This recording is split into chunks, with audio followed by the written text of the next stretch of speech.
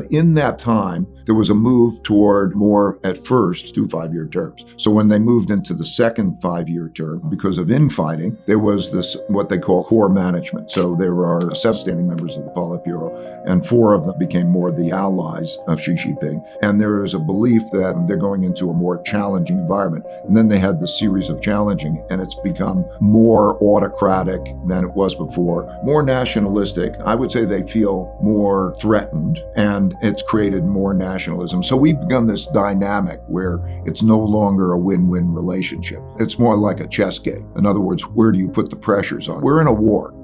The power of man, it's in man's hands to be able to work well together and to come up with the inventiveness. If we did those things well, I'm not worried at all.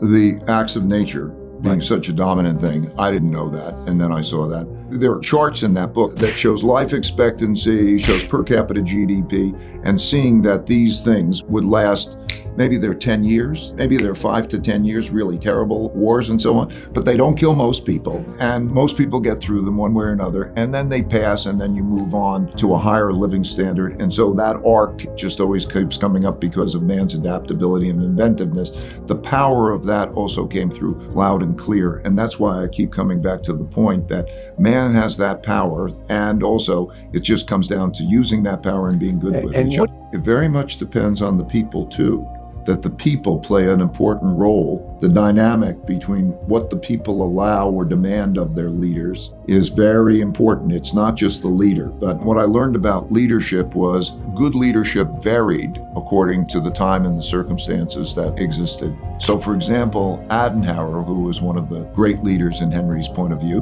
what came about after a country lost a war, and it required a certain type of great man for that particular time.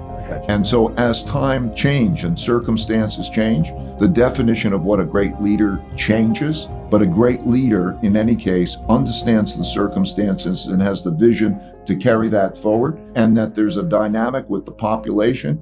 And so can you get the population behind you, even when it's a disorderly population? That becomes the great question. Can there be great leadership? Unbalanced, having really looked at dynasties and looked at history, and examined it and looked for the lessons. And think about the moment we are in at this moment. I'm thinking primarily of the United States. Optimistic or pessimistic? Concerned. Sure. It goes back to the point before. I would say I would be more pessimistic than optimistic, but I believe the power is in the population. If they find a strong middle, if they work together. 1971, I was clerking on the floor of the stock exchange. And Nixon got on television on Sunday night, and I watched him tell the country and tell the world that the promise to take paper dollars and turn them in for gold was going to be defaulted on. And I was shocked. Never experienced that in my lifetime. I went on the floor of the stock exchange. I thought it would go down a lot.